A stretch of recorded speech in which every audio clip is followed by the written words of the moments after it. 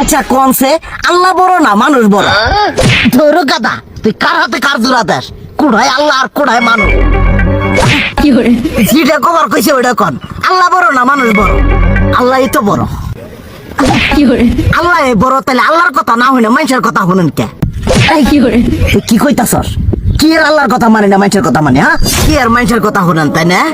আমনে যে ওই দিনকে ডায়াবেটিসের রোগ নিয়ে যে হাসপাতালে গেলেন, ডাক্তার আপনার কত কিছু খাবার না করলো, সব কিছু না খাই এখন চলতেছেন।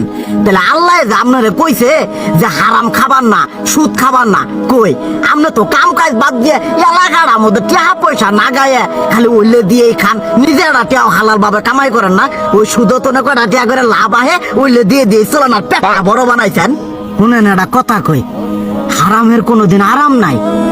হালাল পথে রুজি রোজগার করেন, প্রয়োজনে এড়া বেলা কম খায়েন, তাও শরীর পিণ্ডও ভালো থাকবো, কোনো রোগ বেদও হবো না, আরামও পাবেন, আল্লাহও খুশি থাকবো।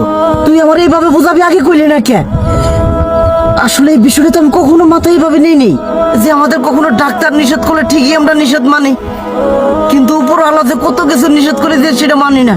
আর এই যে হারাম পথে টিয়া পয়সা কামাই করতেছেন, শরীরের মধ্যে দুনিয়া রোগ ব্যাত হয়েছে, দেখা যাইতেছে যা টিয়া হারাম পথে কামাই করতেছেন তার তো বেশি টিয়া মনে করেন জ্বলে যাইতেছে গা বেশি।